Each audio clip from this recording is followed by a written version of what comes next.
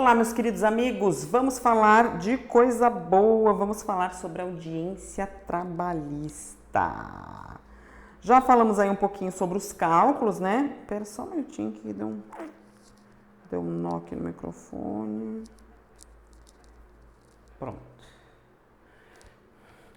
Olá, meus queridos amigos, vamos falar de coisa boa, vamos falar sobre audiência trabalhista. Aquele ato que vai decidir todo o seu processo trabalhista. O que você precisa saber deste ato tão importante que é a audiência trabalhista, tá, gente? Bom, a audiência trabalhista, ela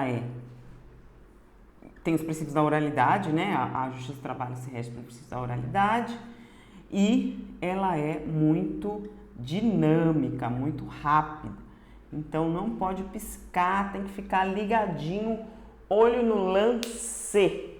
Então, começando, audiência trabalhista, você estiver pelo reclamante, vai sentar do lado esquerdo do juiz, o juiz está aqui, você vai sentar do lado esquerdo do juiz, né? E aqui, normalmente, fica aqui o monitor, onde você vai ter que ficar ligadinho também, olho no lance, para saber o que está sendo dito, o que está sendo falado aí, né, pela testemunha, se está sendo tudo bonitinho colocado na ata. Por que é importante essa atenção redobrada na ata? Porque essa ata vai seguir o processo, por exemplo, por uma fase recursal, tudo que foi dito aqui vai seguir também para a fase recursal, tá bom? Bom, antes da audiência, é claro, precisa ter uma preparação, né, na audiência, para que você saiba o que vai perguntar, o que vai ser perguntado, o que não, o que pode e o que não pode ser dito, tá, gente? Normalmente, na audiência trabalhista, a gente quer fazer o quê? A maioria das vezes vai ser comprovação de vínculo, né? Comprovação do vínculo trabalhista. A pessoa trabalhava, não era registrada, então precisa comprovar o vínculo para ter o registro lá e ter todos os direitos trabalhistas, tá? Então, as suas testemunhas, o que elas têm que falar? O que as testemunhas têm que falar na audiência para comprovar o vínculo trabalhista e você ter sucesso na sua reclamatória trabalhista, partindo do pressuposto que a gente está pelo reclamante. Tem que falar que ele trabalhava diariamente, né, ou vários dias por semana, não precisa ser diariamente também. Fala assim, trabalhava mais de 3 dias por semana, né, que ele trabalhava, que ele recebia salário mensal ou quinzenal. Mensal ou quinzenal não pode ser salário por dia, porque senão pode ser caracterizado um trabalho avulso, um trabalho eventual, né? E que ele não podia mandar outra pessoa no lugar dele. O trabalho era personalíssimo, né? Era oneroso e era contínuo. Então, aí a gente preencheu o artigo 3º da CLT. Mas o mais importante é que a sua testemunha não pode falar que ela tinha algum nível de amizade íntima com o reclamante. E nessa questão da amizade íntima, hoje em dia com as redes sociais, a gente toma muito cuidado com o que essa testemunha postou ou posta em suas redes sociais. A gente fala, não tem amizade íntima com o reclamante. Aí a parte contrária aparece lá com uma foto de que ele batizou o filho, né, do reclamante. Então aí caiu por terra a sua alegação de não ter amizade íntima com o reclamante, tá? Então, quando for falar de horas extras, também tem que falar da habitualidade, né, das horas extras, se for o caso de pedido de horas extras, habitualidade.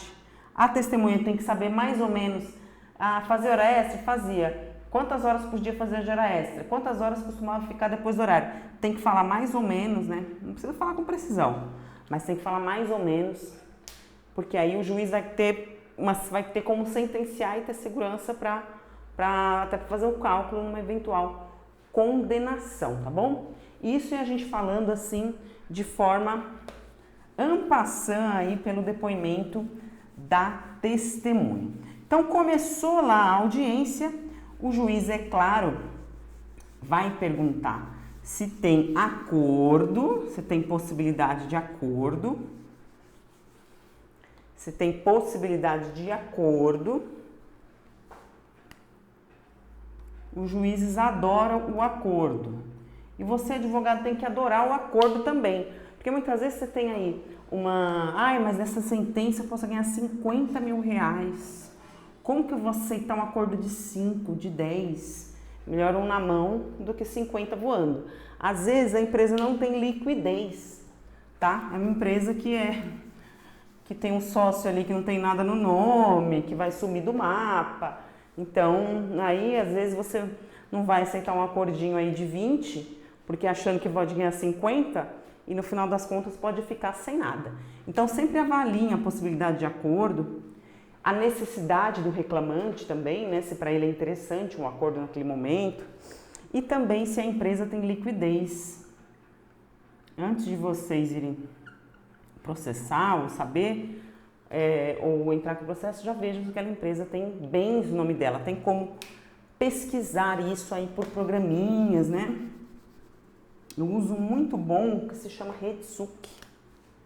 Anotem aí com vocês aí o programinha. Vou até deixar aqui em cima, se vocês quiserem anotar.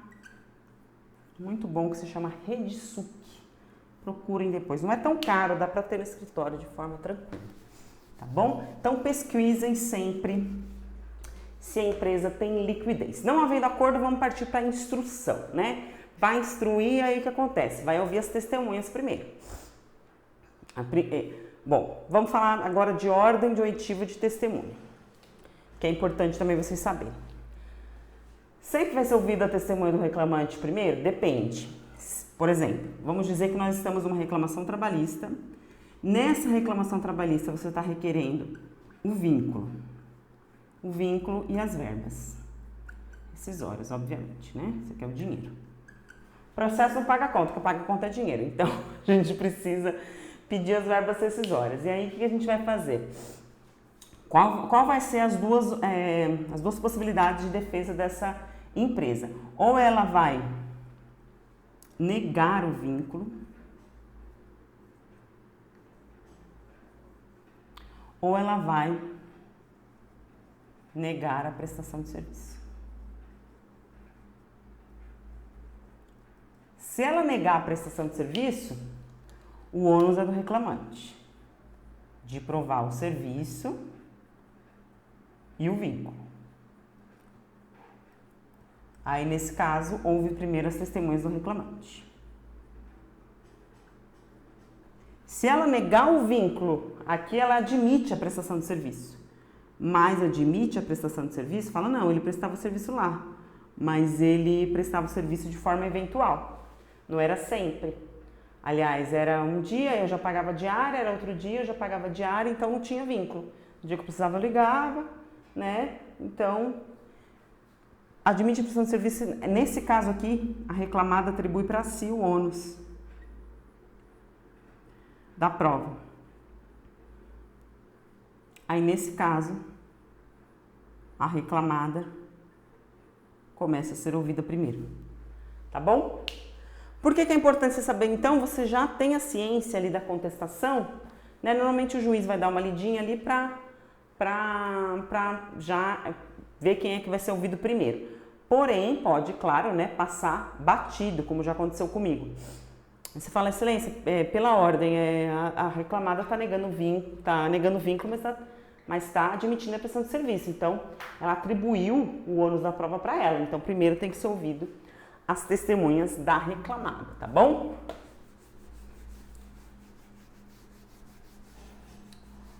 E a maioria das vezes é isso que vai acontecer quando a gente pede, quando a gente está numa reclamação trabalhista, tá? Aí, beleza, legal. Vamos dizer que vai ouvir as suas testemunhas, as testemunhas da reclamada primeiro. As testemunhas da reclamada primeiro. Qual é o momento de você oferecer a contradita? A testemunha vai chegar e vai começar vai ser qualificada, né? Tem um momento da qualificação, vai dar o nome, número do RG, endereço, né? Aqui você tem que oferecer a contradita, tá? Terminou a qualificação? Excelência, eu quero oferecer a contradita. Normalmente, nem terminou a qualificação, eu já estou querendo oferecer a contradita. Por quê? Porque se o juiz fizer a primeira pergunta, já precluiu. Preclui aqui. o seu direito de oferecer a contradita. Então, o juiz não pode falar, não, doutora, está precluso. Doutora, eu quero oferecer a contradita. Ele vai falar, só um minutinho, deixa eu só terminar a qualificação, doutora. Contradita por qual motivo? Ah, amizade íntima. Aí vai perguntar para a testemunha, o senhor é amigo íntimo da parte, tal, não sei o quê? Da reclamada, enfim, da empresa, do dono da empresa? Não, se você tiver alguma informação que o reclamante vai te passar, na hora você já pode perguntar para o reclamante, fala, você conhece esse cara? Ele é amigo do fulano? Ele é amigo do ciclano? Ele é amigo do gerente? Quem é esse cara? Qual que é? Né? E o reclamante já vai te passar ali e você vai passar essa informação pro juiz, tá bom? Se tiver prova da contradita, lindo, maravilhoso, né?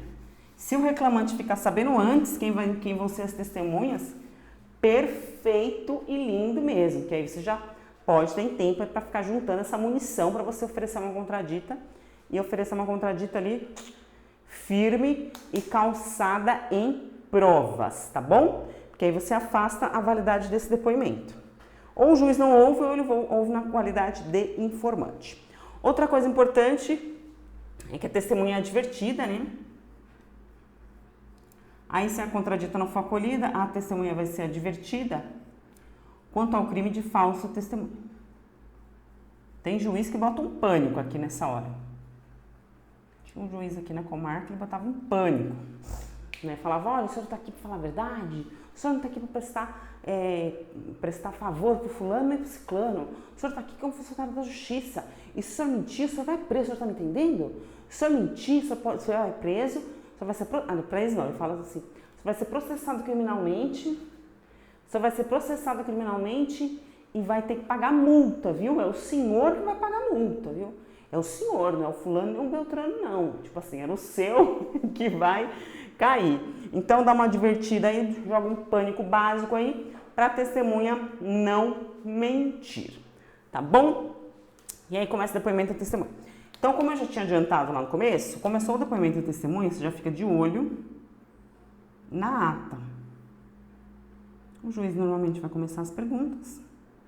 Você fica de olho na ata para ver se está sendo fiel, né? Ao que ele está falando. Você pode a qualquer momento levantar a mão e falar, excelência, pela ordem, né? Não foi bem isso que foi dito pela testemunha, e tentar ali consertar o que está na ata. Como eu disse, a ata persegue o processo até sempre. Então, fiquem muito atentos à ata de audiência, tá bom? Quantas perguntas? Elaboração de perguntas. Elaboração de perguntas. Elaborar as perguntas é uma arte, tá? Por quê? Elas não podem ser diretas, né? Por exemplo, teve um caso aqui que a gente teve de uma fazenda que eu queria comprovar o vínculo da faxineira, né? Da menina que ficava lá limpando, fazendo comida para os demais trabalhadores da fazenda. Eu comecei perguntando para a testemunha quantas cabeças de gado tinham na propriedade. Aí o advogado da parte contrária falou, excelência, mas qual a relevância dessa pergunta? Né? Querendo que o juiz indeferisse a pergunta. E o juiz sabiamente falou para ele, falou, olha, doutor, eu não posso indeferir a pergunta porque eu não sei qual é a linha de raciocínio da doutora, então deixa ela concluir. Aí eu perguntei quantas cabeças de gado tinham, quantos hectares tinha na fazenda, por quê? Eu queria comprovar que aquela fazenda, que mais se cultivava na fazenda, precisava de outros trabalhadores, né? E que em tempo assim que tinha colheita ou plantação, que tinham que ficar outros trabalhadores ali durante várias semanas, o que implicava diretamente no trabalho da minha cliente. E aí consegui comprovar o vínculo assim. Então as perguntas têm que ser indiretas. A maioria das vezes tem que ser indiretas. O senhor sabe quanto ela ganhava? O senhor sabe se ela era contratada? O senhor viu? Se você perguntar dessa forma para a testemunha, ela fala, não vi, não sei. E pronto, você não vai aproveitar aquele testemunho. Então, pergunta de uma forma de que a prova vá se consolidando ali paulatinamente, né? De uma forma gradual, não direta. Porque se você perguntar diretamente, ele vai negar, né? Você não vai ter como comprovar que ele está mentindo e você perdeu a prova.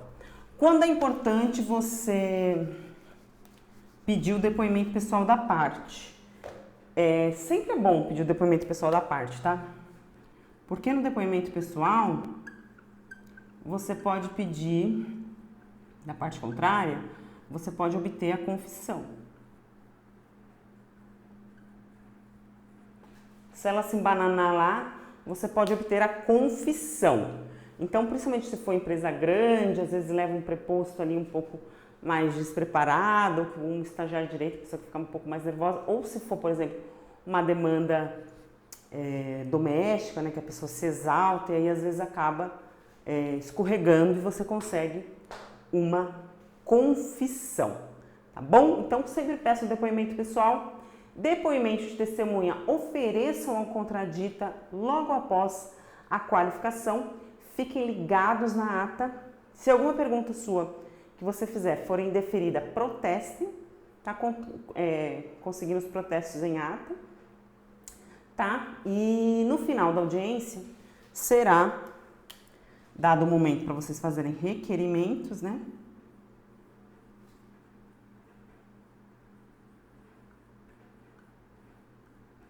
O que é importante a gente pedir aqui em requerimentos, tá? Em se tratando de reclamação trabalhista. Vou dar um exemplo prático. Se você, por exemplo, teve uma empresa, a pessoa era registrada, CLT bonitinho, registro na CTPS, acontece muito, tá? Aí a pessoa é mandada embora, às vezes a empresa tá quebrada e não paga nada, R$0. E aí acontece, aí não tem acordo, tal, às vezes tá aquele rolo, tal, e aí vai demorar para ter uma condenação. E aí o que você pode pedir já em requerimentos? Para que o juiz expeça um ofício para a Caixa Econômica, liberando os depósitos fundiários. Ou guias, ou um ofício para seguro-desemprego, tá bom? Que tem caráter alimentar para que o empregado, né, já que ele tem a CLT, tem a CTPS assinada, não fique aí totalmente desguarnecido. Outra coisa que você pode pedir, você pode botar um pânico ali e pedir então que seja apurado o falso testemunho, se você acha que uma testemunha mentiu, enfim.